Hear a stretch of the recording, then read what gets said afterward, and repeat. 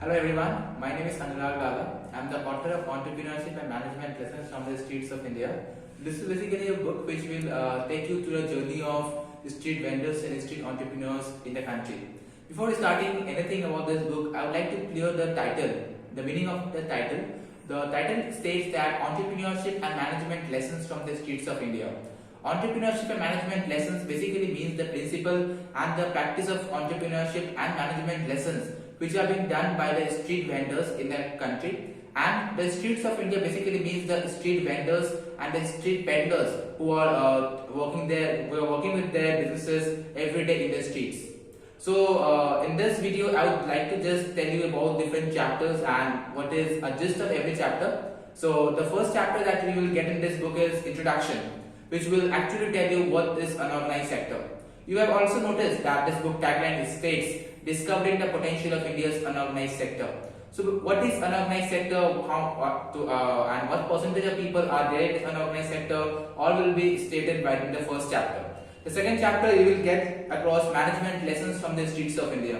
In management lessons from the streets of India, you will get to know about different street vendors and entrepreneurs who are excelling in the field of management and are able to practice the skills of management with many young MBA trainees takes years to expertise. The third chapter you will get to know is principle of entrepreneurship from the streets of India. The students of entrepreneurship who are currently seeing this video, you all know very well what is the principle of entrepreneurship that is being taught to you. So you will be amazed to know that this principle of entrepreneurship is easily practiced by the street vendors in our country on a daily basis. I have given a lot of examples and all examples are practical. In this book, throughout this book you will get to know all the real life practical lessons and practical examples are there. There is no anything theoretical or made up by me. Everything is practical and you can even check the evidence online as well. Then you will get to know the entrepreneurship lessons from the streets of India. This is a very unique chapter, chapter 4, where I have mentioned the stories of many street entrepreneurs who are working there out in the streets, and from their stories I have given some entrepreneurship lessons from the new budding entrepreneurs who are going to start up their businesses.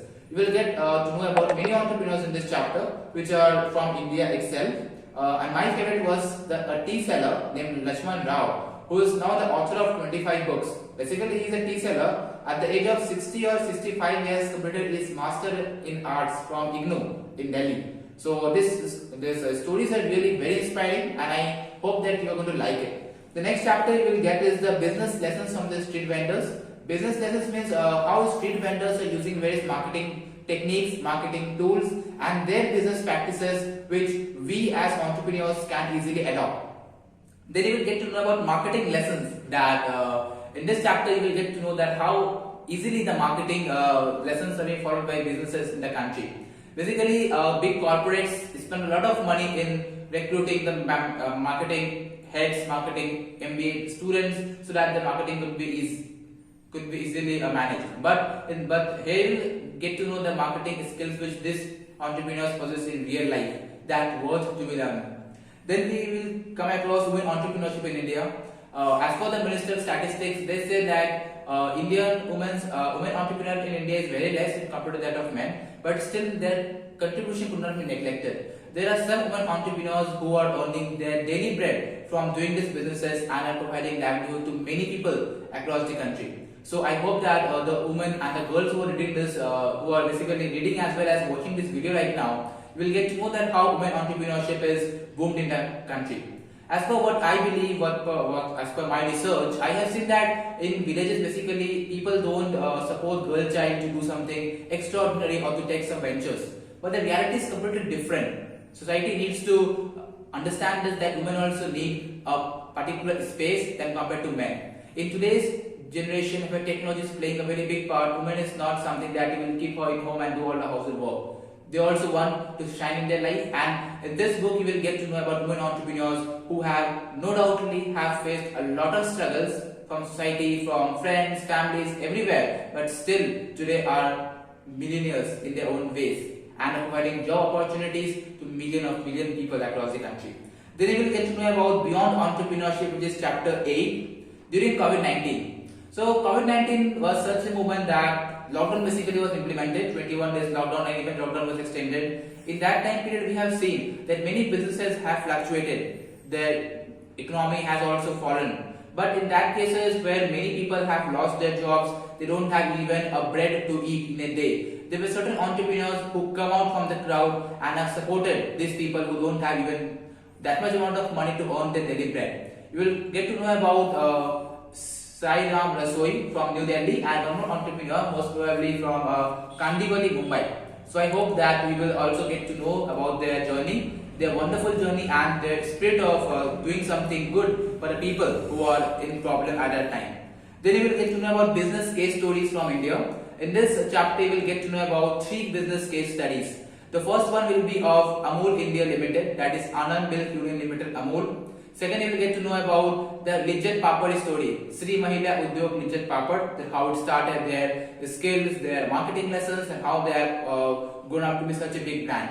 In the third part, you get to know about the Dabbawalas in Mumbai. We know about that today Mumbaikars are basically dependent on Dabbawalas for getting homemade food at their offices, and they can only get it through this Dabbawalas. Their time management, their entrepreneurial skills, their management skills are worth learning. Even you must have noticed that these Dabbawalas are being called by many management B schools, including the IIMs, to say about management and to give talks.